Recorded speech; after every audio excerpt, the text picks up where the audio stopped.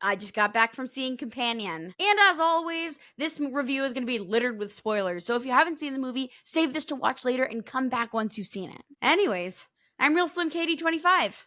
Let's get into it. Companion is a new Warner Brothers science fiction horror thriller starring Sophie Thatcher and Jack Quaid. This movie totally feels like they took a concept for a Black Mirror episode and just made it cuter and sillier. First of all, any horror movie that takes place at a house that's not the protagonist's house, I don't know why, but that to me, so silly fun. And bonus points if they're not close with the person whose house it actually is. I know that sounds so specific, but there's so many horror movies that fall into that genre. And before I talk even about the movie, shout out to the mansion. The first exterior shot of that mansion, and then it pans over to the title. First of all, this movie did a great job introducing the characters. The first 17 minutes of this movie goes by actually pretty quickly.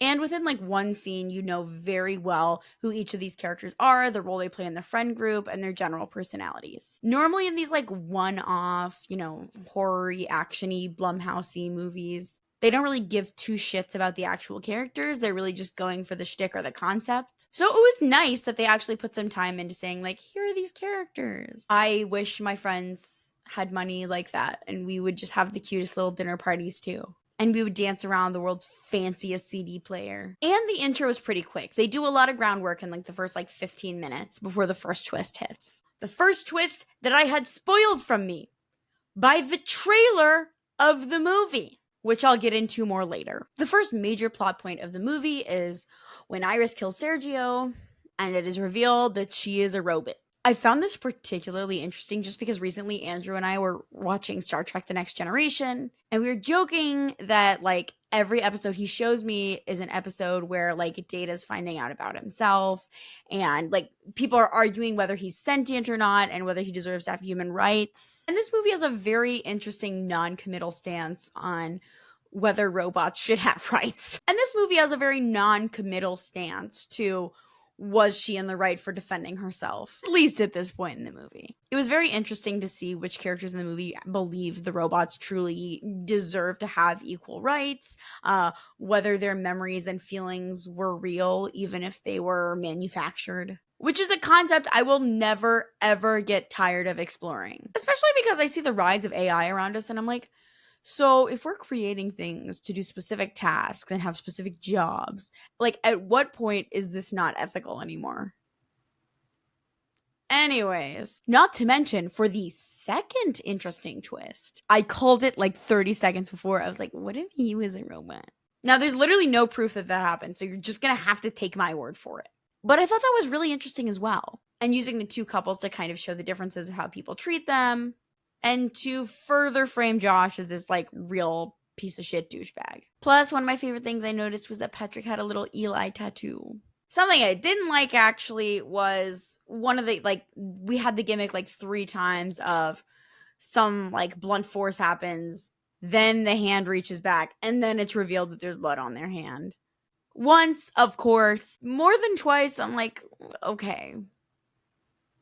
We could have found a more interesting way to do that. Or just show the gore. To me, it's always just I want to see it. Show me your practical effects. Even moments where they don't show super much, they manage to get the point across, at the end with the wine opener, which I thought was particularly cute because Josh's wound mimicked Iris's, which I thought was just a nice little touch. Speaking of nice little touch, in the end, when Iris is driving by a car and sees the same model as her, and just waves, that's such a cute little mindfuck. This does kind of fall into the trope of female is in a horrible situation, but then ends out coming out on top through revenge and trickery. And I think the last movie I saw that did that was Blink Twice. And this movie pulls it off so much better. Not trying to compare the two because they deal with incredibly different themes and topics, but I do like the subgenre of woman comes out on top. I guess one of the biggest things I'm wrestling with this movie is I wish I did not see the trailers. Because if not, I could have gone in and had a whole 17 minutes